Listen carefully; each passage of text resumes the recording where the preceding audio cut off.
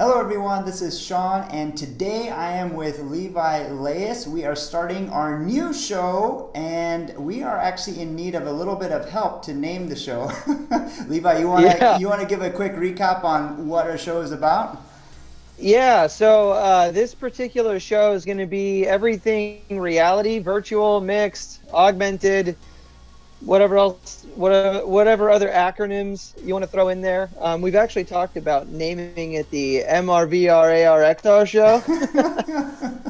Yes, I love it. Not quite. It's funny because it was originally VR and AR, and I think somebody wanted to try and come up with a term to unify them. And so people started throwing around XR, as in like X could be either A or V, but then XR is actually an existing term called extended reality, which refers to something else. And then Microsoft started championing mixed reality to cover the whole spectrum. But I think people got confused by mixed reality because they thought that meant you mix kind of the virtual and augmented, which is what the HoloLens is. So then people said, okay, we've got AR, VR, XR, MR, and then there's other, the immersive computing, spatial computing, immersive media. Like there's all these names that people are proposing to solve this issue, but it's just making the problem worse and worse.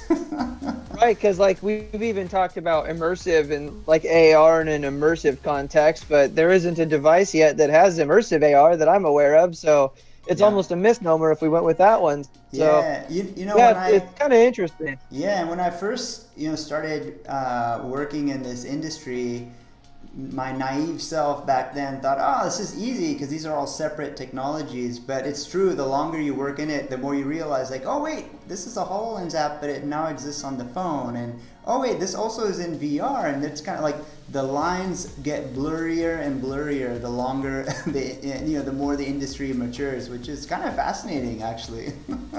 Absolutely, yeah. And I know we're looking at, the industry, like you said, is having some big waves, hopefully, being made this Sunday. Yeah. So I know this is our first crack at a video podcasty show. Again, is it a show? Is it a vlogcast? Like, what are we going to call it? I don't know, but it's a hangout until October, but then Google does away with Hangouts, so I really don't know what we're going to call it, but hopefully our viewers can throw out some ideas in the comment section below, right? Exactly. Yeah. Please give us a name. Name us, and make it appropriate. I know. Make it appropriate, please. I just wanted to jump off here. Let's just go right in. So the first thing I wanted to discuss, we got 7 points we're just going to run through today as a little bit of a preview for Sunday. The current state of augmented reality. I just wanted to hear your thoughts on that a little bit. The Sean Ong, I want to know what. I don't know about There's actually so many Sean Ongs. You should look it up on Facebook. There's like thousands of. Yeah. So the one, the top of all the thousands, the very one and only, most important, Sean Ong. At least on YouTube. On YouTube, yeah, right, yeah. What's your take on the current state of augmented reality, the HoloLens? Where does that kind of fit into this current landscape as you see it? Yeah, so really with augmented reality, there's two classes of devices. One is with the transparent lens headset, exactly like the HoloLens, something I have right here actually. And then the second is, it looks completely different than this, and yet it's somehow the same thing. It's phone-based AR, where you can use your phone to like look at your environment. They really do pretty much the exact same things, even though they look completely different, and the hardware is like not even the same. In essence, they're both AR. They're both overlaying holograms or digital objects on top of the real world.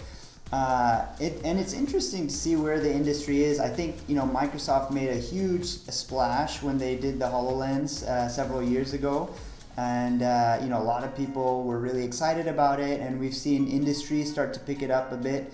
And then shortly after that, the HoloLens was made available. We saw Google come out with AR Core, Apple came out with AR Kit, actually the other way around in terms of timing.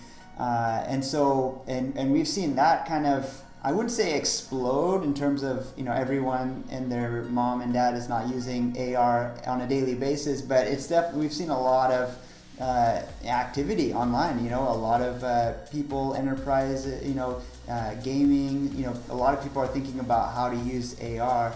But overall, we're seeing some growth, but we're still in the early days. So I would say we're definitely solidly in the early days, and people are really hungry for more devices, more choices, you know, cheaper price points, and kind of that killer app, which I would argue that killer app has not yet been made.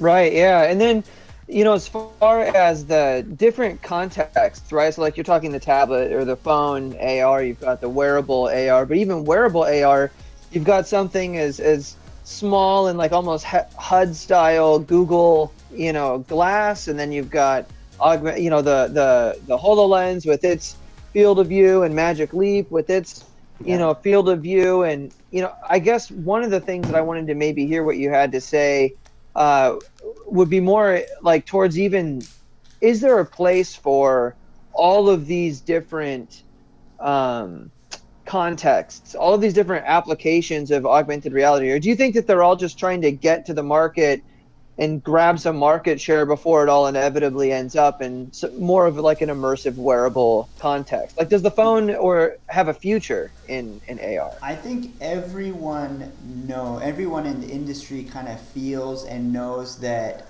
AR is going to be ubiquitous. It's inevitable, right? Just imagining, I mean, you look at every sci-fi movie, there's holograms everywhere. There's kind of the virtual and the physical kind of intertwine.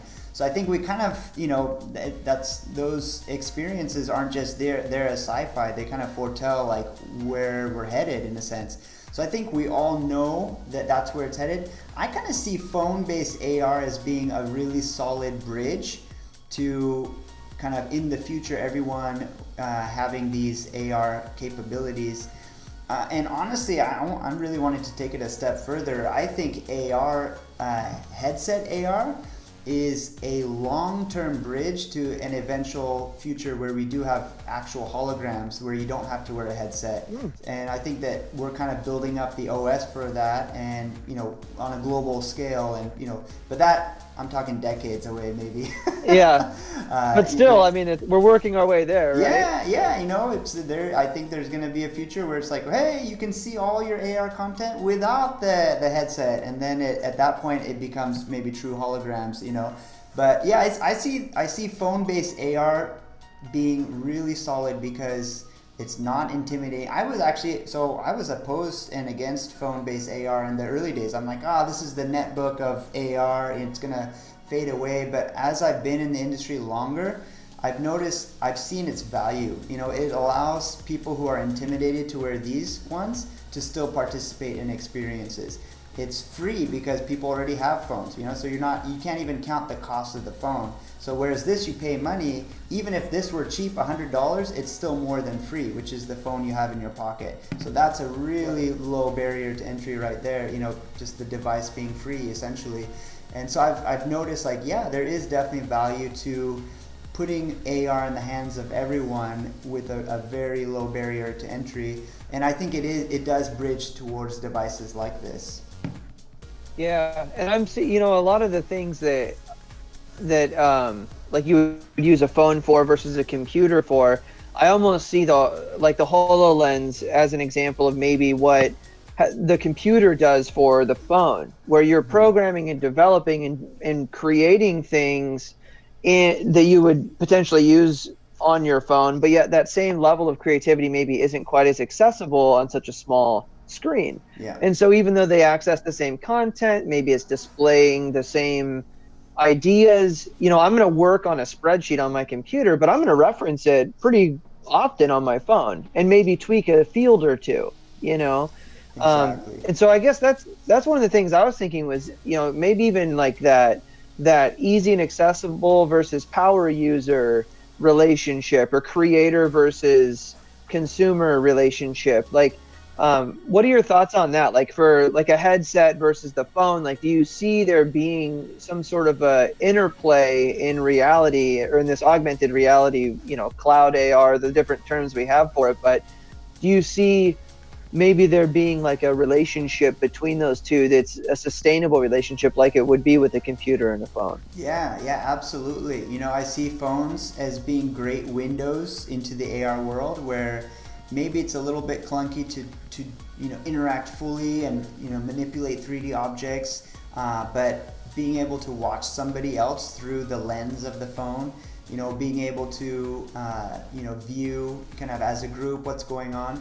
But then the AR devices giving you that full immersive experience where you can reach out your hands, you can do 3D manipulations, and you can be way more productive as far as capability in a headset like this, versus just viewing. So yeah, I would say I would agree with that 100%. And I know you work with a lot of clients. You've got clients, I mean, Shanghai, India, all over the place. I mean, you're worldwide Sean Ong, right? But like, you've got a couple of these projects that I know I've been actually had the privilege of being a part of with you. But I'd like to hear your thoughts on the, I guess the terminology maybe escapes my mind a little bit, but it's more of like a interactor and a spectator. Yes. Right. It's like a host and spectator. There's a relationship there as well that seems like it's a pretty sustainable thing. Like, Yeah. maybe if you wanted to speak to that a little bit. Yeah, I would say that's really common. That's kind of what happens in the real world.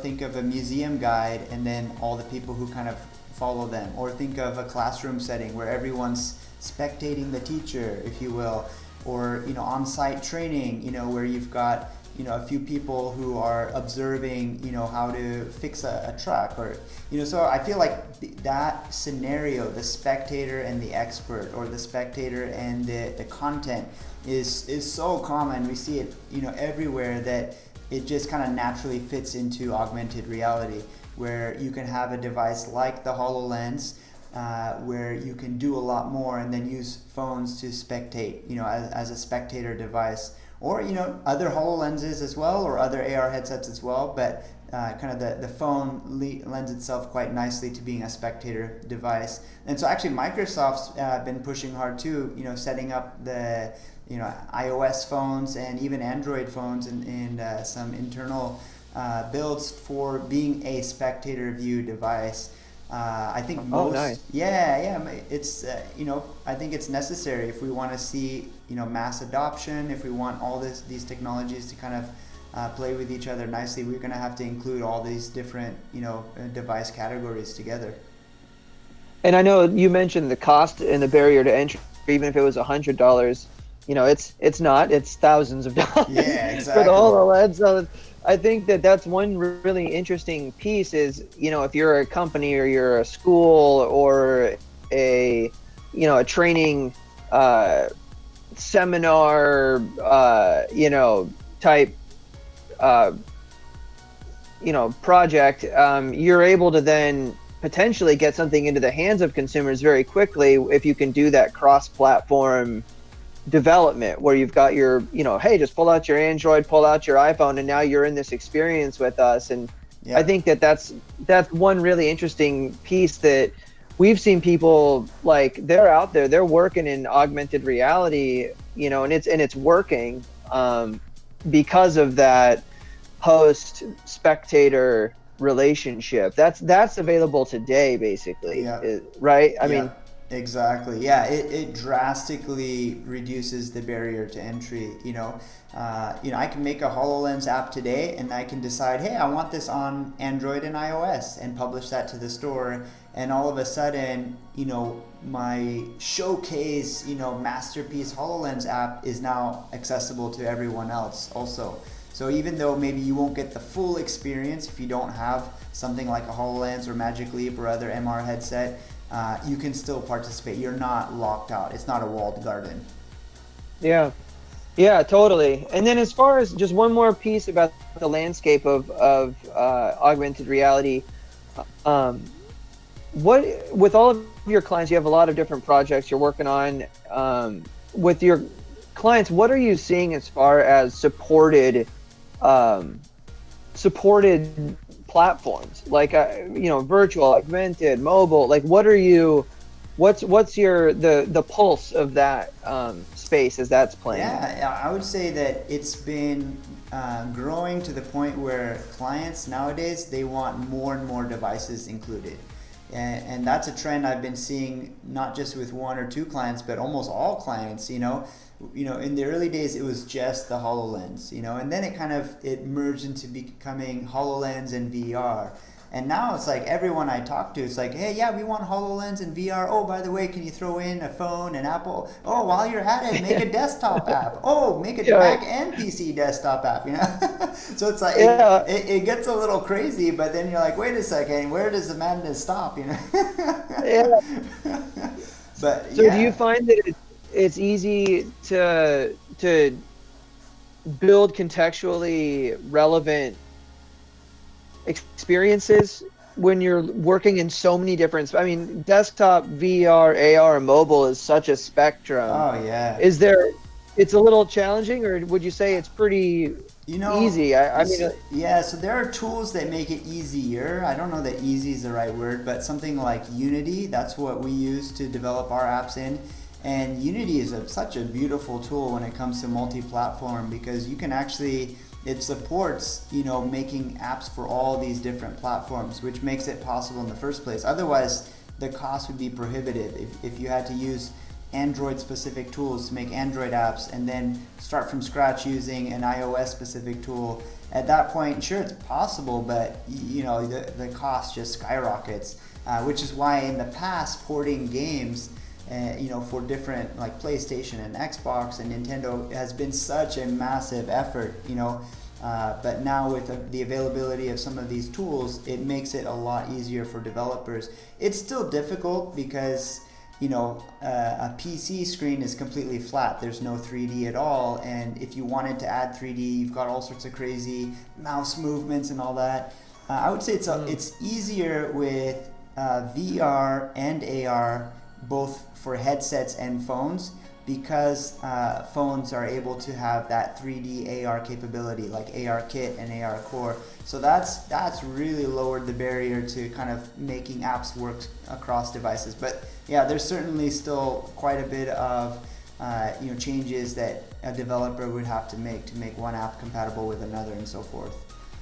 Yeah, as you're talking about it, I'm thinking that's right. They don't make PCs with that type of tracking built in. It's not part of those systems yet. Yeah. So interesting. And I don't know if it'll come. I feel like it's a bit of a stretch to get a PC to do that, not from a technical perspective, but just from a should we even do that? Yeah. So, I don't think that I would champion that, that use case, but you never know, especially in this day and age where we're seeing PCs that are also tablets, and, there could be room for that for sure. Yeah. Awesome. Yeah. So I'd say you have a really, really good grasp of augmented reality and the whole landscape. And, now as we kind of pull in a little bit to what we're looking forward to on Sunday, which is we're hoping the HoloLens 2. Yes, we're pretty sure, but we don't, everybody thinks that's what's But so kind of assessing, let's look at HoloLens 1. What year did it come out? What's your story? How did you get involved? Just a brief overview of that part, and just give me some pros and cons of the current device as it exists today, the HoloLens 1. Yeah, so I could probably talk for like 3 hours on my story, so I'll keep it short. But yeah, this was first announced. Hey, this is our video. We can do whatever we want. But yeah, you're right. All right, viewers, you're gonna stick around for the next 3 hours while I tell you my story. So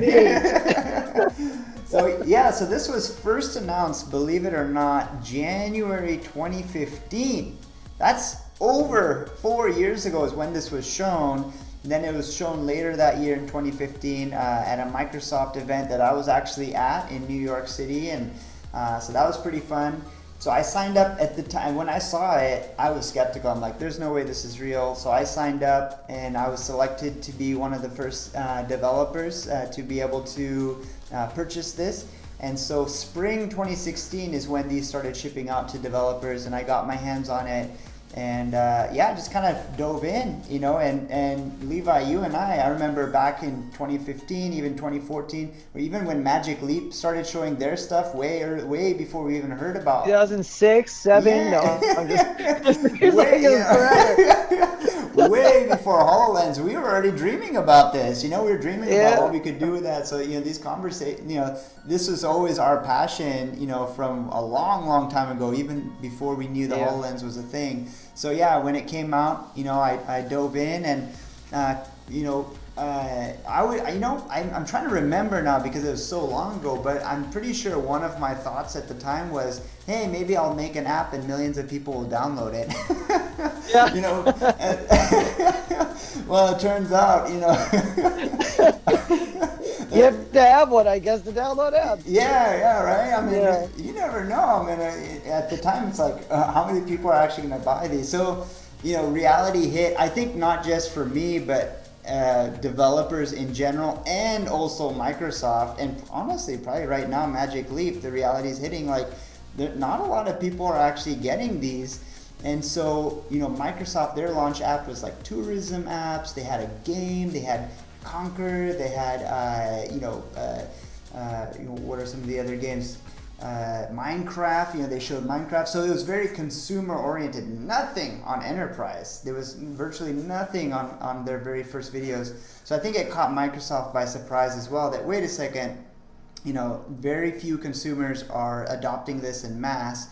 But we are seeing some traction on the enterprise side of things. That's interesting. So now if you've noticed their change in marketing and their change in focus over the years, it's been now have more focus towards enterprise use cases, which is interesting. And of course with me as well, you know, I started, you know, I put out a few YouTube videos of some fun, silly applications I developed, and had no idea I was going to be contacted, you know, to start working. You know, people would contact me even from Dubai. They'd be like, hey, do you mind making this architecture app? And I'd be like, sure. So, you know, that one thing turned to another, and, you know, just went with the flow, and here I am today. So yeah, you know, I think price is a big factor. I think, you know, if this was $300 instead of $3,000, I think that may have made a little bit of a different dent, and you know, that may have even increased the numbers of purchases, which would have then motivated some, you know, big time developers to make games for it possibly. So there's kind of that chicken and egg problem there. Field of view is pretty small. It's kind of like looking at a, you know, all your holograms through a tiny window that's in front of your lens, and so that prevents you from having peripheral vision, and it kind of eliminates a large swath of potential experiences. So people have these huge big ideas which are wonderful, but then, and you know, 80% of them get eliminated because of the field of view. And so there's a few that are left behind that you can still do with a small field of view, you know, mostly enterprise related apps. But any like gaming, entertainment where you really need that big field of view, Yeah. those get eliminated. So it's kind of, that's been interesting to try and gauge like what app would work with a small field of view and what app just doesn't work. Yeah, so with the field of view, you know, it's a big recalibration of expectations. You know, when you and I 4 or 5 years ago were dreaming about what we would do in this alternate reality and all these digital things we put over everything, that once that doesn't exist and you're like, oh, it's just a little window here, you know, it can be really disappointing on one level, but on another level, it almost renews the excitement, because then you're like, well, what can we do here? You have different tools, you know, different resources, different things that you need to think through, different limitations. Yeah. But like what we've found with all of the clients that we've been working with is that like there really are very valuable enterprise level use cases. Yes. For this wearable where you need your hands free. You know, it's less immersive, so a lot of the gaming and the environmental stuff isn't as relevant. But as far as visualizing something, or, you know, I guess really it's recalibrating. It's like you said, Microsoft had to recalibrate. Yeah. You know, people who have these big ideas, you know, we're coaching them through like, well, let's look at what we've got, Yeah. and then let's, you know, make sure that works. You know, Exactly. So that brings me, so we're, the next point here would just be, let's see, so we've got our current pros and cons. I'd say we've covered that. So then the next question I have for you is, what bare minimum improvements, now we're looking at Sunday, what bare minimum improvements do you think that Microsoft needs to make to stay competitive in this landscape we've just kind of unpacked? To set them up for the next 3 years, right? Like the next 3 to 5 years. Yeah, so bare minimum improvements, I would say, and this is actually more controversial. This is more controversial, but I would say price cut would be a big one, you know, to stay competitive. Magic Leap is, I think, now a little bit over $2,000, right? 2,300 around there. So I would say, you know, price cut is going to be a good one because it does, you know, those costs are real. Even though they're, for enterprise customers, they're less sensitive to prices. I would say that price cut, field of view, increasing that. So Magic Leap did two things. Number one, they increased the field of view slightly, not a whole lot, you know, slightly, but they also set the user's expectation by putting kind of thick frames around their lenses. So you're only expecting to see stuff in that, which is great for Magic Leap's goal, because Magic Leap, I don't believe, has an enterprise goal. They do want to go after the entertainment, kind of more consumer / entertainment field. So theirs is about the user experience, whereas you can't, you know, that's not so suitable for enterprise environments like manufacturing floors and stuff like that, where you do need to have as much visibility as possible. But yeah, bigger field of view, I think everyone is really going to be asking for that. So it'd be really disappointing if that was the one thing that didn't improve. And I think Microsoft knows that. Comfort, you know, I think that if you're going to be, you know, wearing this for a while, like, you know, in enterprise apps, they are meant to be worn, you know, like training sessions, an hour, you know, sometimes 2 hours. Or if you're going to be doing this at work, you know, it's really hard if things get uncomfortable after 15 or 20 minutes, you know, if it's meant to be used. So I would say, you know, being lighter and more comfortable and less clunky is another one. And then if you've used a HoloLens before, you know one of the biggest issues is actually the hand gestures. It's so hard to tell people how to select and tap, and it really, sometimes it discourages people quite a bit. So I think more intuitive gestures or more powerful hand gestures or a control system, I think is definitely key. Okay.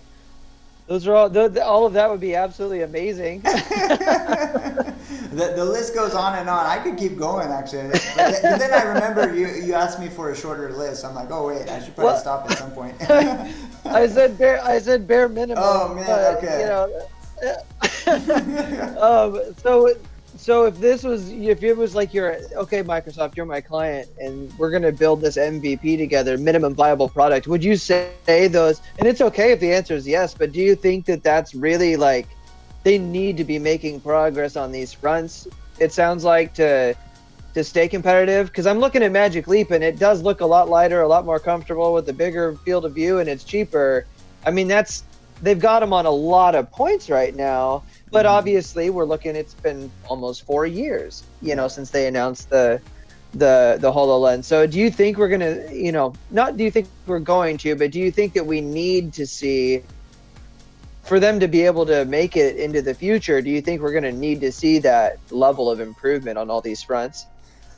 You know, I would say we're still in the very early days, and competition is not very stiff. So I think Microsoft still has time, which is maybe one reason why they've not been so aggressive to release HoloLenses so quickly.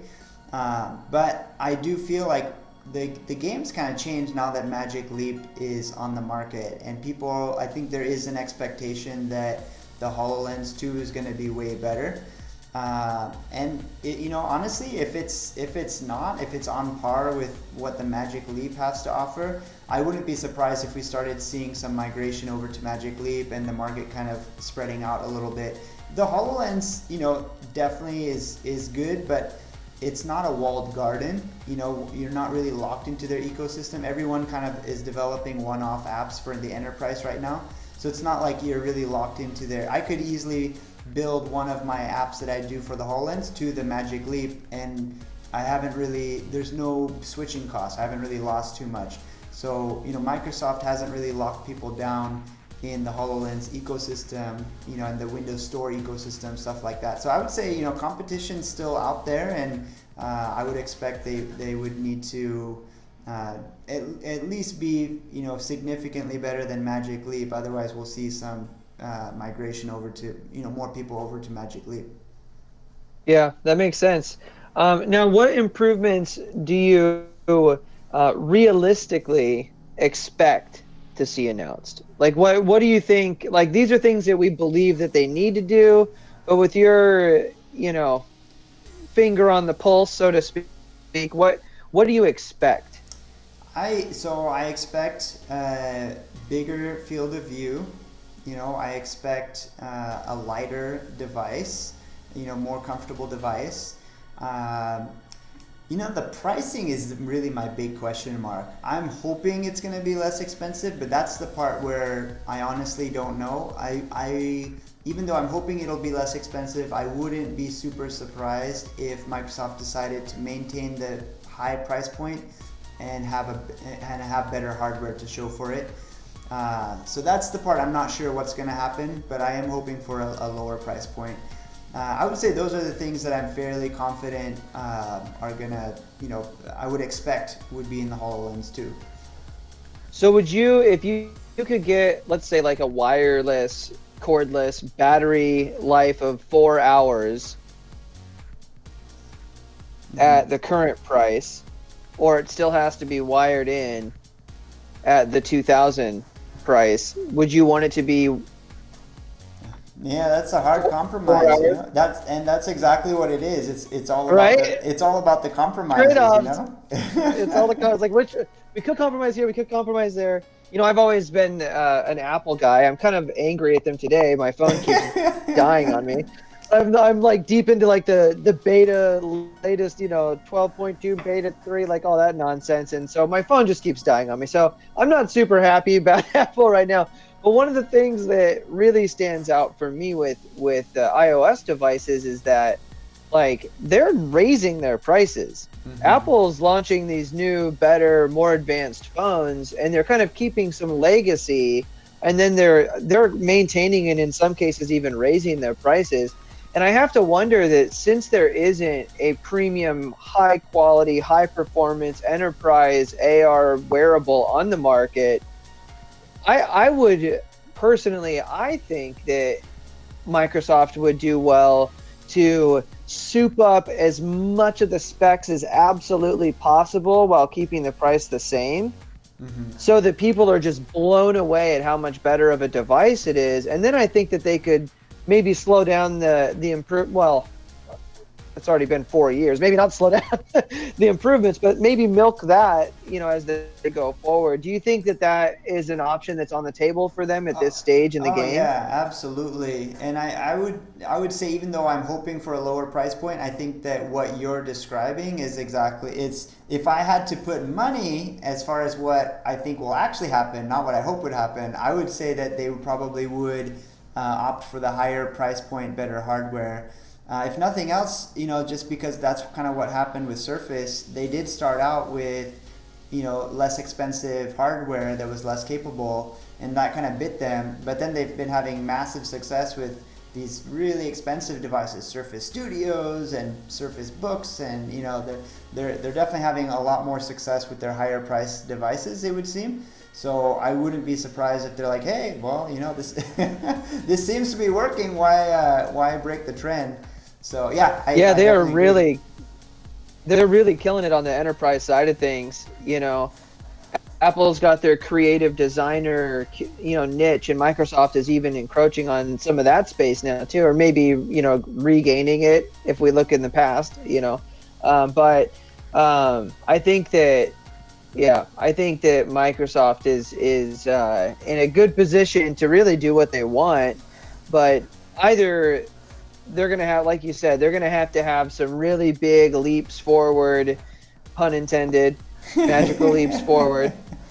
So to leap over Magic Leap, or if they're gonna just spec up to like where that is right now, then they'll definitely need to get that price down. I would agree, that would have a big impact in terms of keeping them competitive in that space, for sure. So I mean, here's what I'm thinking. It's like, okay, we have a device, enterprises are using it. If we're wanting to grow the market, so not just stay competitive, but if we're wanting to make this a technology that's going to be, everywhere, or at least, 100 or 1,000 times greater market adoption than what it is now, like, in my mind, that's the question. So like all these improvements, bigger field of view, more comfortable, lighter, I don't know. I feel like, yes, it will have an impact. The industry itself is just growing naturally, so this would keep pace with the curve.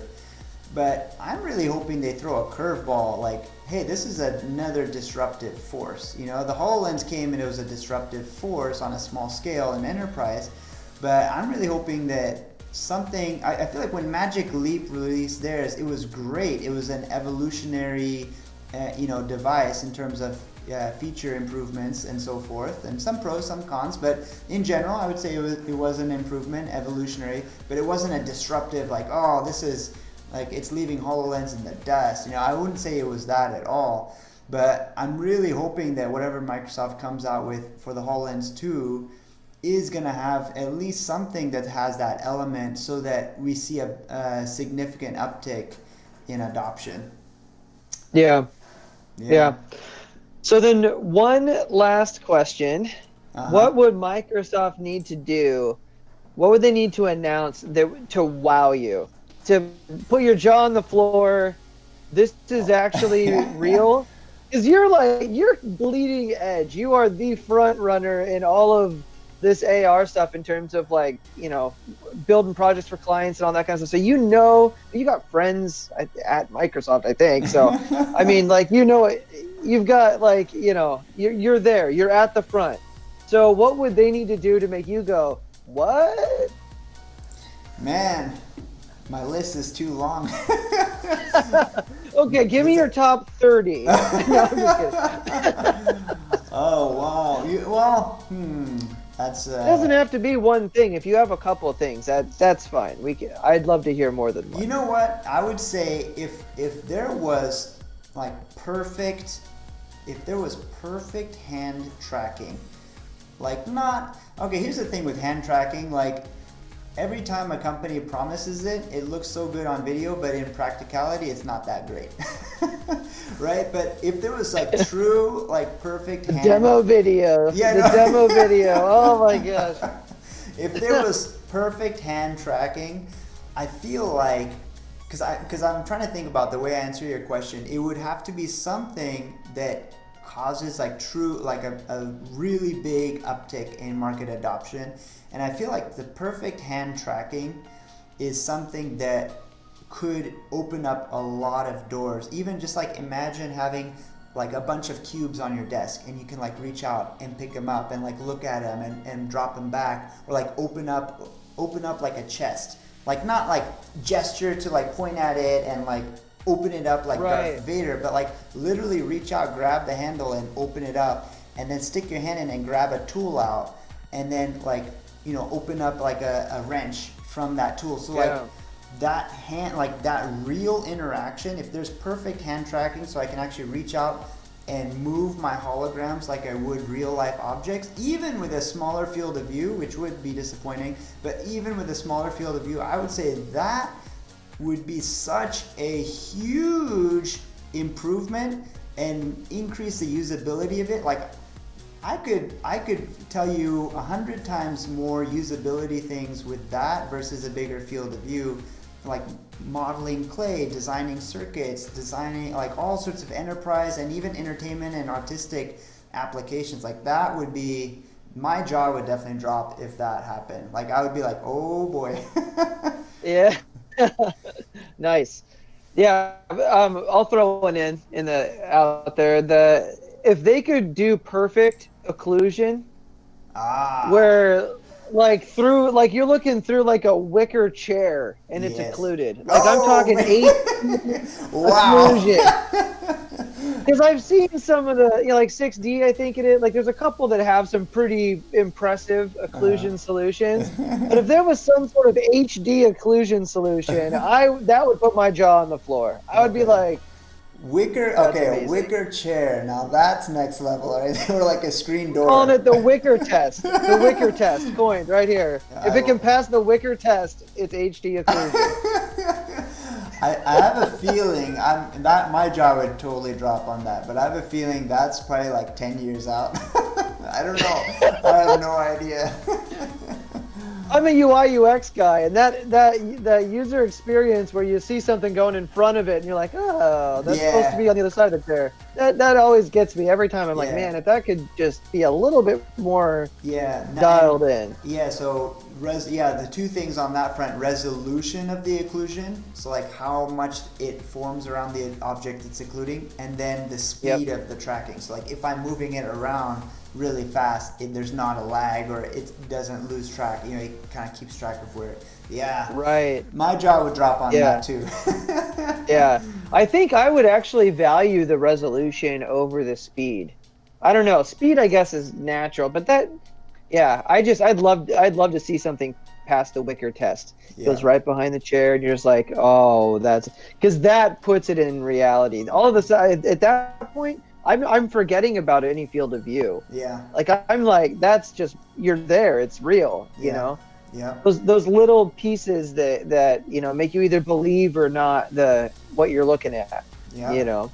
Oh man, we'll find out in a couple days. Yeah. One other one that I was thinking, and then we'll go.